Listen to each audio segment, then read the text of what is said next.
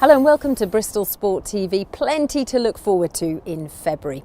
With the January transfer window done and dusted, we've got an exclusive interview with City CEO Mark Ashton. In it, he shares his thoughts on the business done and the strategy behind it, along with his views on the rest of the season and beyond.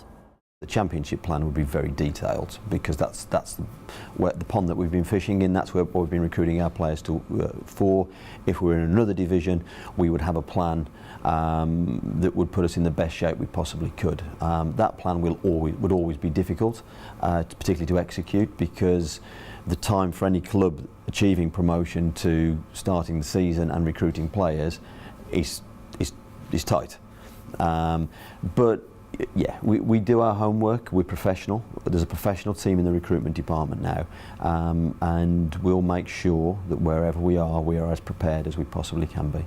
Well, just a taster there for you. Do keep an eye on our social media channels. The full interview will be uploaded to Bristol City TV. It is certainly worth a watch. Well, it's certainly worth a visit here to Ashton Gate on Saturday as the City men take on Sunderland with a 3 o'clock kickoff. There are a few tickets still available, so just head to the website to buy now.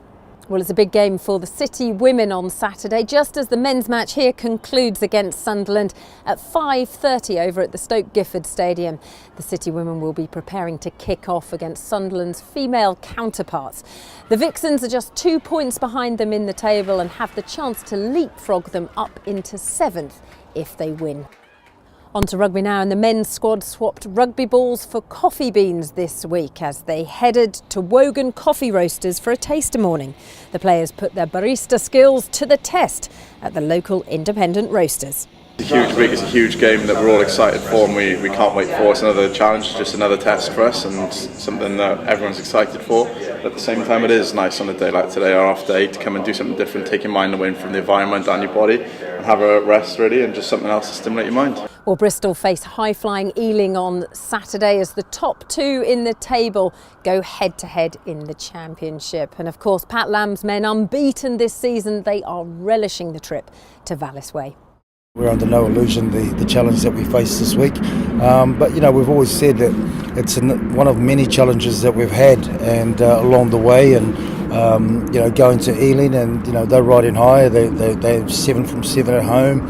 They play well on their home ground, so that's brought an extra edge, obviously. But you know, the focus for us is there's 5 points on offer. Get out, do our jobs, have good preparation, and build towards you know, getting the win.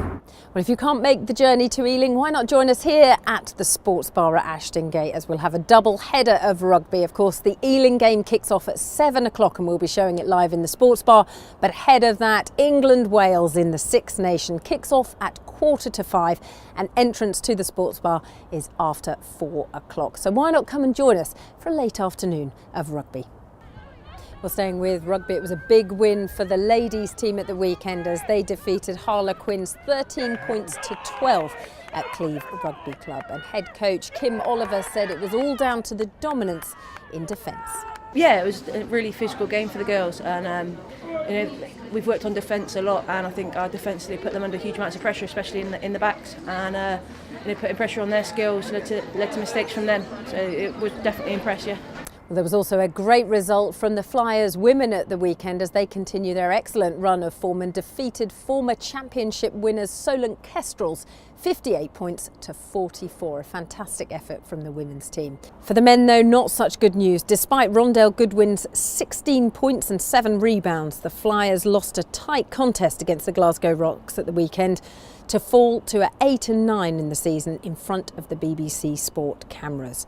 The Flyers were held to just 13 points in the fourth quarter, with Brandon Boggs coming up short on the game-tying three-pointer in the final minute of the fourth period.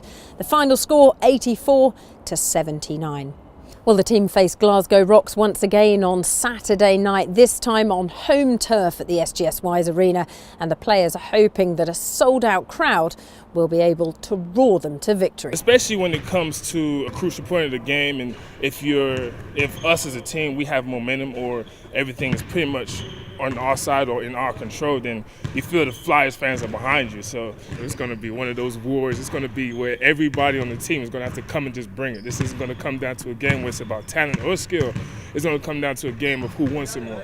Well, this weekend might be a sellout at SGS, but there's still time to get your hands on tickets for their game against the Worcester Wolves the following week. 17th of February it is, 7:30 tip-off as usual, and just head to the website to guarantee your seat. And finally, after 3,000 miles, 50 days, 21 hours and 26 minutes, the Bristol-based quartet of Nuts Over the Atlantic crossed the finish line in Antigua on Wednesday to complete the Talisker Whisky Atlantic Rowing Challenge. Mark Gibson, Daniel and Steve Baker, and along with John Lakin, overcame obstacles at almost every stage of this gruelling journey, starting 3 days later than the rest of the pack due to a hole in their boat, while also battling mechanical issues midway through the challenge. The Nuts have been raising money for the Movember Foundation, targeting a final total of £100,000. The Bristol Sport Foundation has already donated £5,000 to their cause, while players from Bristol City and Bristol Rugby alike showed their support by growing traditional Movember moustaches. Well, congratulations to them. What an incredible achievement and a very much well-earned rest in Antigua. Well, it might not be the same climate, but we can promise you a very warm welcome here at Ashton Gate on Saturday. I hope you can join us and enjoy your weekend of Bristol Sport.